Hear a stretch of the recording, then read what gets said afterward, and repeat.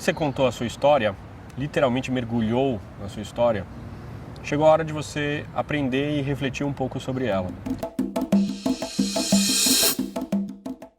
Claro que à medida que você foi entrando em contato com a tua história, esse processo de reflexão já começou.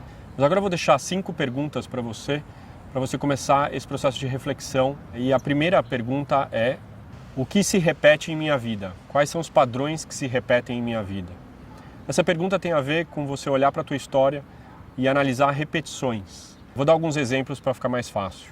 Tem um participante que virou para mim e falou: nossa, Eduardo, olhando para a minha história, de tempos em tempos surgiram obstáculos, diferentes obstáculos, mas grandes obstáculos ao longo da minha vida. Ou mesmo uma outra participante que virou para mim e falou: Eduardo, eu tive vários relacionamentos, diferentes namorados, diferentes histórias, mas no final das contas todos eles eram ciumentos.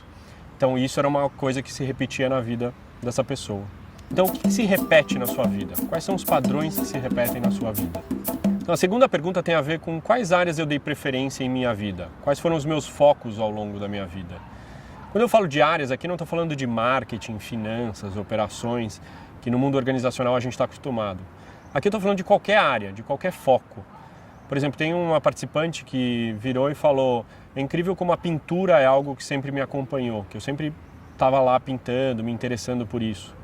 Ou mesmo um outro participante que se interessava por matemática e comprava livros de matemática para estudar sozinho. Por fim, uma outra participante que virou para mim e falou: sabe aquelas brincadeiras de vender limonada na porta de casa, na cidade de interior? No caso, ela não produzia limonada. Ela ia lá, produzia uns cartazes e colocava o preço e pintava para vender a limonada. Então, quais foram suas preferências? Quais foram suas áreas? Quais foram seus focos ao longo da sua vida? A terceira pergunta tem a ver com que habilidades eu desenvolvi em minha vida. Então, olhando a tua história e todos os acontecimentos, que habilidades você desenvolveu? Por exemplo, lembra da história do Steve Jobs que a gente acabou analisando?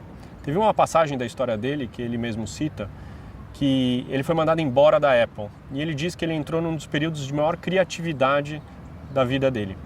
Então, mesmo num acontecimento ruim, isso gerou uma habilidade, desenvolveu algo nele. Então, olhando a tua história, tanto os acontecimentos difíceis quanto os alegres, quais habilidades você desenvolveu? A quarta pergunta: que papéis eu desempenhei em minha vida? Então, aqui é mais fácil dando os exemplos, né? Olhando para a tua história de vida, que papéis você desempenhou nos diferentes círculos de amizade? Por exemplo, teve um participante que virou e falou: nos diferentes círculos de amizade, eu sempre tive o papel de palhaço, eu sempre fazia as pessoas darem risada. Ou mesmo uma outra participante falava que sempre era do contra, sempre fazia o tal do advogado do diabo. Então, olhando para a tua história, quais são os papéis que você desempenhou? O que se repetiu do ponto de vista de papel? Aqui não estou falando só de papéis tradicionais, do tipo ser mãe, ou pai, ou filha. Aqui é qualquer tipo de papel. A quinta e última pergunta: que pessoas eu atraí em minha vida?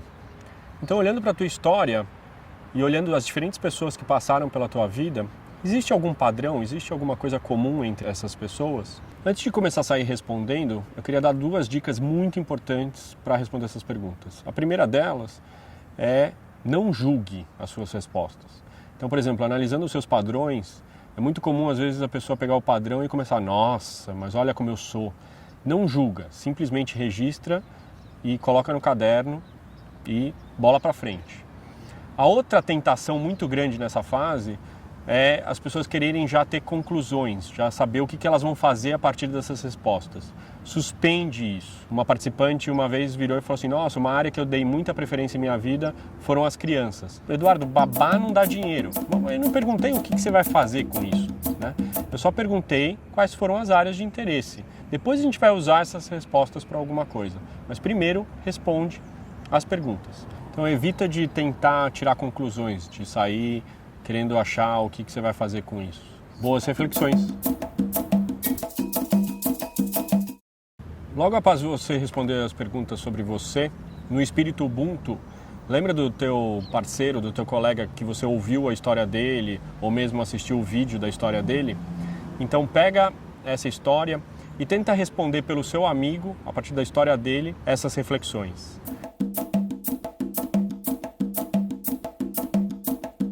Lembrando sempre que não julgue, não analise, não faça inferências, simplesmente responda as perguntas a partir daquilo que você observou e ofereça isso ao seu colega, ao seu parceiro. Aê, aê.